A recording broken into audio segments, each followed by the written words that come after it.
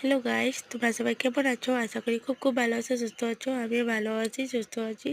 তো দেখতে পাচ্ছ আমি কি কাটছি, কুমড়ো ডাঁটা। দেখো ছোট ছোট কুমড়ো ধরেছে। এই কুমড়ো ডাঁটাগুলি হয় আমার গাছ।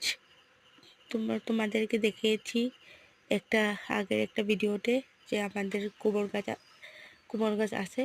তো ওই কুমড়ো গাছের থেকে আমি আগা কেটেছি। দেখো কুমড়ো হয়েছে। তো এখন কুমড়োর আগাগুলি আমি কেটে রান্না করব। তোমরা কে কে কুমড়োর আগা খাও? আমার তো অনেক ভালো লাগে কুমড়োর আগা খেতে। তো দেখো আমি কাটছি, তোমরা দেখতে থাকো।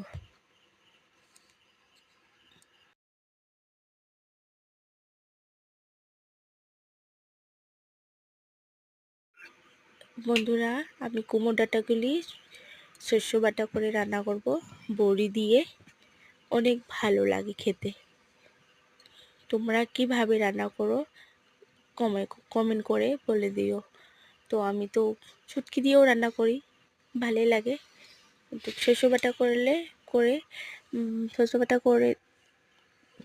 করলে মানে অনেক ভালো লাগে।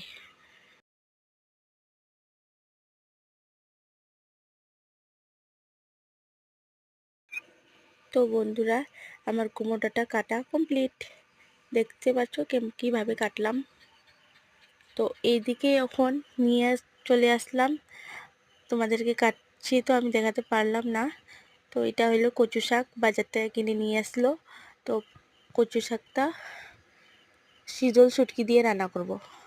তো আমার শীতল শুটকি দিয়ে কচু শাক রান্না করলে অনেক ভালো লাগে। দেখো কচু শাকটা সুন্দর করে কেটে নেব, তারপর রান্না করব।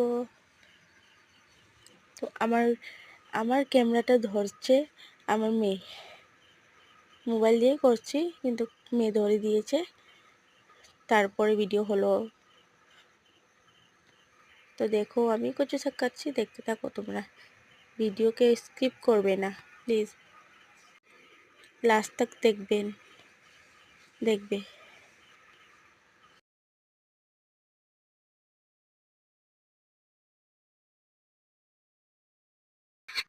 তো বন্ধুরা, কচু শাকও কাটা কমপ্লিট।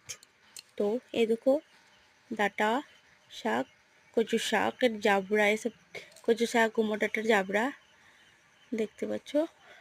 ওইদিকে কচু শাক, দুইটাই রান্না করে খাবো আজকে। টাটা বন্ধুরা, কাটা কমপ্লিট।